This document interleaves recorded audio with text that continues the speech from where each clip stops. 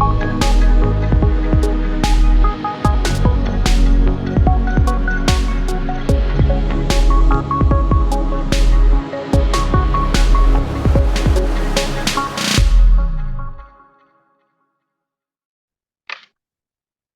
everybody, welcome back. It's Mr. Reality, joined by psychic medium Liz Cross. And Liz, I wondered if you could answer some questions that have been burning about Odin, the chief god in Norse mythology. Do I have to? Of course, yeah. Why not? So I want to know, is Odin like real, or is he a myth, or is he an alien civilization, or a Mm. construct, or a real individual? What do you get when you dial up Odin? Collection. It's a collective. Does that mean an alien collective? Ooh, are you an alien collective? No, sort of like a consciousness, a collection of consciousness. Are you a conscious mind construct? Yes, ultimately a conscious mind construct. Okay, so not a real individual that lived, but enough people thinking about him, praying to him, that he was generated and made into like something manifested as a thought form. Is that accurate? Yes. So what power then does Odin have over earthlings?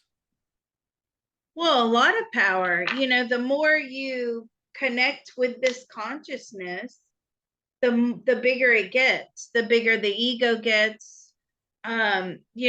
He's really quite overinflated. This being or this entity, this energy has an overinflated sense of self for sure. But I do feel that a lot of people believe that he was real. What is interesting is he's telling me there was a real being like Odin. That's where it all derived from, but it just evolved from like tall tales and fables and legends all rolled into one. Then can we track to the true origin story of the individual these stories are based on? Mm, absolutely. He was a farmer. When was this farmer around, and did he spread tall tales about himself, or were they spread about him? So he was were you a kind of farmer? I believe he was possibly a shepherd. And this is going way, way back. But he would often have communication with things in the sky. Does that mean extraterrestrial entities or individuals, or just did he talk to clouds? Um, what were the things in the sky?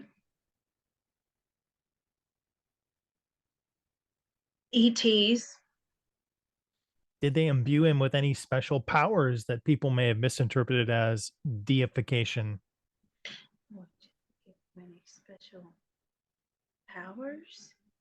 Well, he had the power of mediumship, right? So that's how he was able to connect with them in the first place. But they kept like zapping him in some way, putting sort of power or energy into him. And that made him very powerful. The thing is about him is that he would often have a lot of premonitions. And so this was just a shepherd guy who then became known and powerful as a seer. Did he have a son named Thor? Did you have a son named Thor? Yes. And what was Thor's ability? Was he as powerful of a god as, or did he have ET interactions like his father did?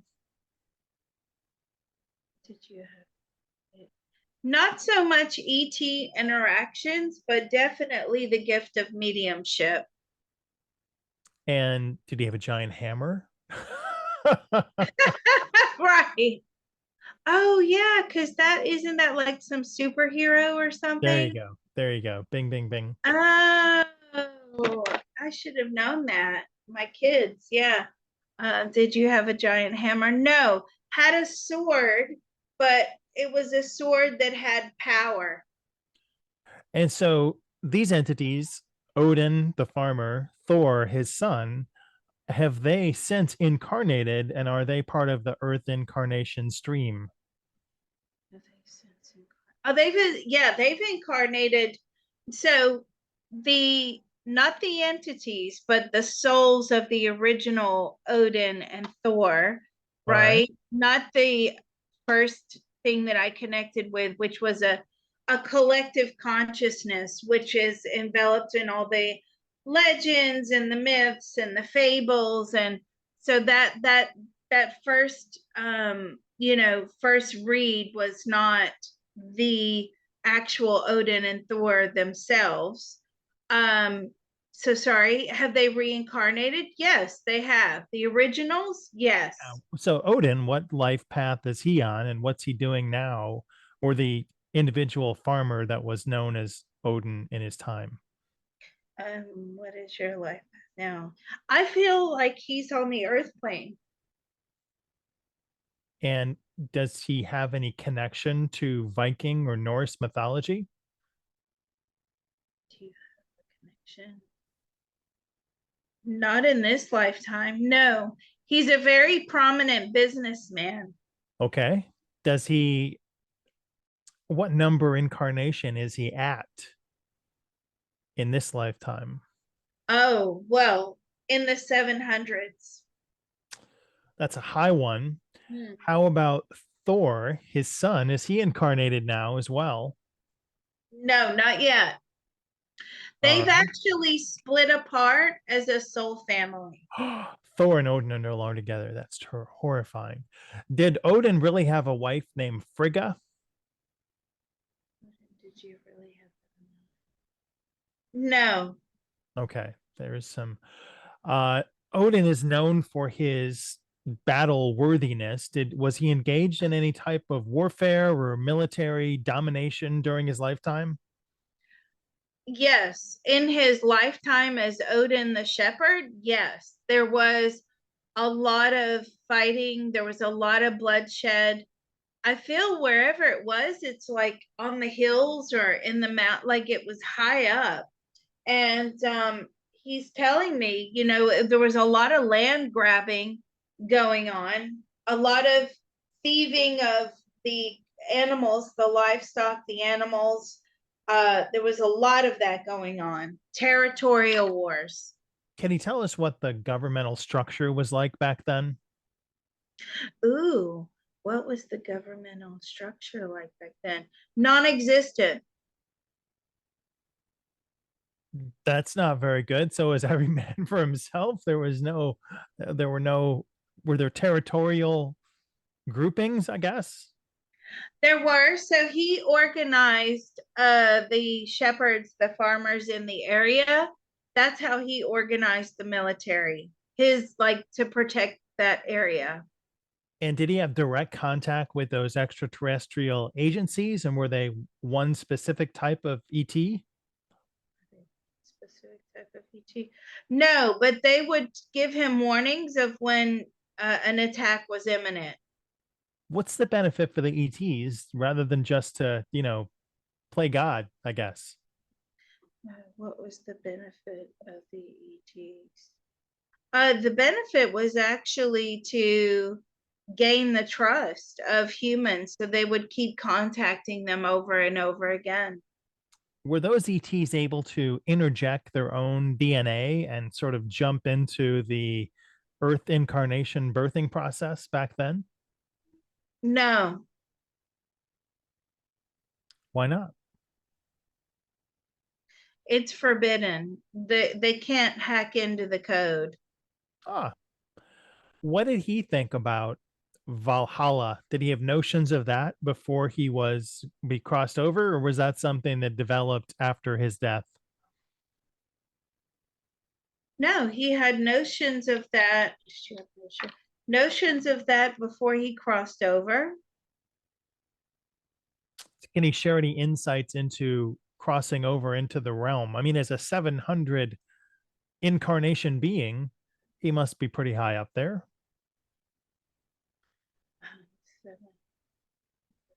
700. Can you share some? He says I'm the same as everybody else. There's no special treatment. Like every soul is special, of course, but you're not treated any differently than anyone else. You're still on the ascension path. You don't get the VIP. Who's getting the VIP over there? Ooh, who is getting the VIP over there? He's laughing. He thinks that's funny because VIP is really a human construct. Um, who's getting the VIP? The angels. They get the VIP, but they just get more powers. They get more um consciousness, awareness, enlightenment. They're closest to God. What does Odin think the implications might be for humanity if the secret ever comes out that we're not alone in the universe or in the galaxy? Well, it'll be a greater acceptance, he's saying. A great acceptance, a higher technological boost, because aliens can infiltrate technology. They cannot infiltrate human bodies. Is there a method? Ooh, That's interesting. So are they able to influence the AI that we have now on Earth that people are using and manipulating the reality with? ooh, are they able to influence AI? No, not yet, but it is definitely something that's open to them. So we have to ask this question. Will aliens be able to occupy robots? It's possible. If they don't do it now, uh, they haven't perfected the technology, and we don't have the type of robot that they're looking for at the moment on mass scale. But it is certainly something that they're working on. I think Boston Dynamics does, but what type of robots are they looking for to inhabit? Sort of military robots, soldiers. We're not far from that. Is there a message of warning that Odin would like to give us as we continue to explore this AI track? Is there a message of warning? Humanity is not on the right course. What does he feel the right course is? Going back to basics in his own personal thoughts, feelings, and opinions, like going back to being a shepherd on the mountain. I can see Life that. was simple. It was much simpler back then. As an incarnated individual right now, what are his main investments in?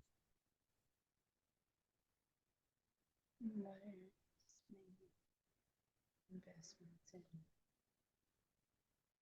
property, land, developer. In what Yeah. area of the planet is he investing in?